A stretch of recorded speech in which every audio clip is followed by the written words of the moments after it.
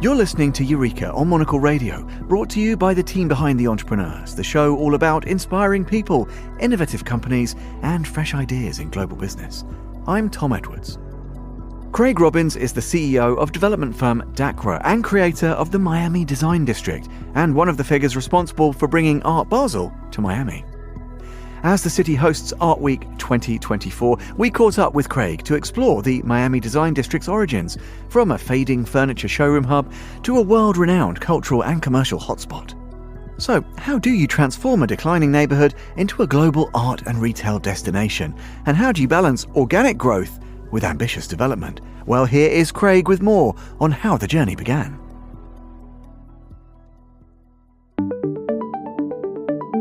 Neighborhoods in general evolve. The design district in the 70s was like the epicenter for furniture design showrooms. And then Miami went through a bit of a crisis in 1980 and areas began to decline.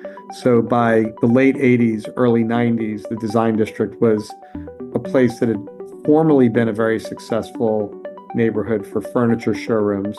It was probably 50% occupied, and the remaining spaces that were being rented were almost valueless. So it had kind of been virtually abandoned, and there was a perception that it wasn't a neighborhood where anything positive could happen. In the late 90s, I then started to buy property in the neighborhood. Neighborhoods are like living organisms, and the more you can make them dynamic, add diversity of uses and experiences, the more interesting they are and the more people connect with them.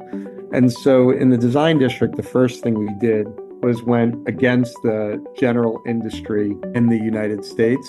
We told furniture showrooms that instead of being like in these fortress-like malls where you needed a licensed decorator to get in, that design should be on the street. And there were a lot of people who actually agreed with that vision. And so in a very short period of time, the design district became successful in that it was occupied and, earning rent. So a group of us got this idea that we should bring Art Basel to Miami. And I thought this would be amazing because I was a big fan of Art Basel. I knew it was the most important art fair in the world.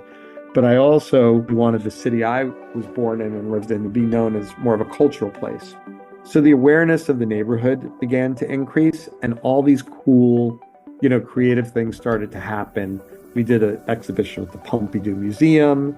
The Guggenheim collaborated with us. Lots of art galleries. Jeffrey Deitch was doing shows that were incredible shows. Fashion brands started to collaborate. And so in 2005, we found Design Miami. That had a really big impact because people didn't see limited edition contemporary design collectible the way that they saw art being collectible. And this put them together. Art Basel was a partner. And so that really put the design district on the map as this inventor of global cultural content.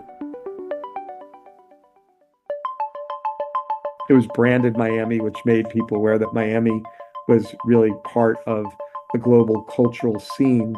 And we started to do these really cool things. Like in 2005, the first year, we gave Zaha Hadid the Designer of the Year award. And so she did Elastica inside the Moore building, which is where Design Miami was originally exhibited. The neighborhood was equally dedicated to culture, to art, architecture, and design, always, as it was a place to do business. We gave it equal priority. So you'd walk around the neighborhood and see amazing public art, design, and architectural installations. The brands themselves were inspired to do things differently, to build these more one-off global flagship kind of places, not the typical places that you see.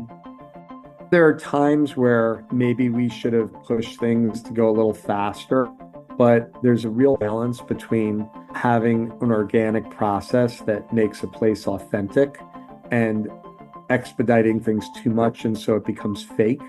And one of the things that I really love about the design district is it's a real place. It's not like an imitation of something or a fake version of something.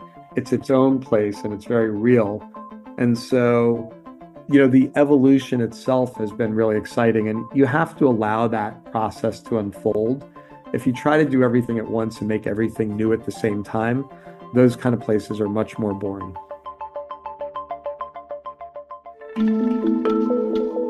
I think that Art Basel, Design Miami, and some of the other shows really established Miami as a global cultural destination.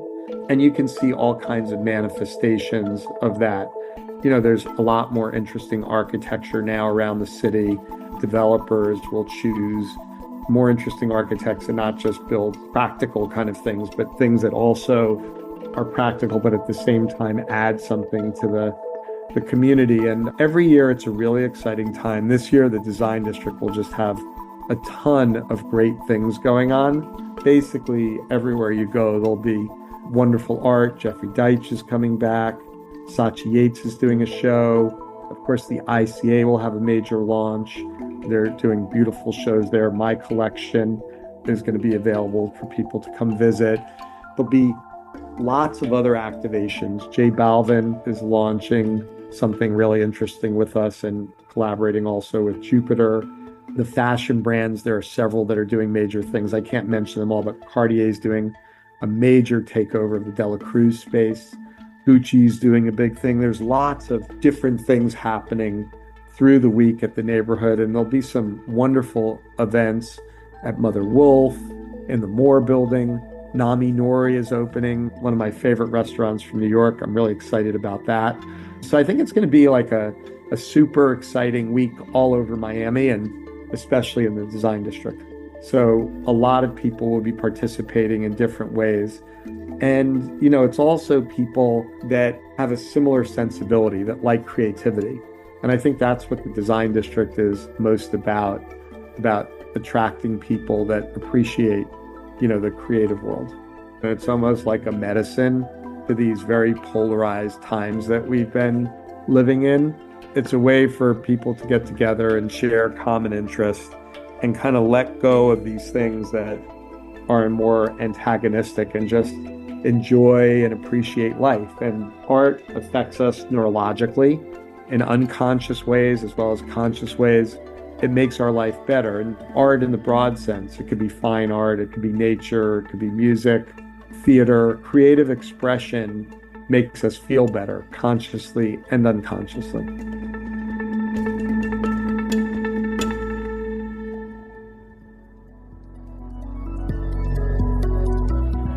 That was Craig Robbins, the CEO of DACRA and developer of the Miami Design District. And you can find out more about Craig and his work by heading to dacra.com. And for more information about Miami Art Week, head to miamiartweek.org.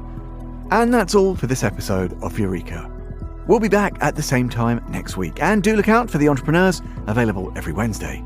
Eureka was produced by Laura Kramer, with audio editing by Jack Dewars.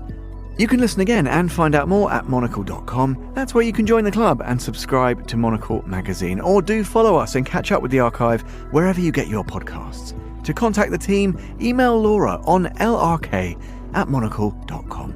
I'm Tom Edwards, goodbye, and thanks for listening to Eureka.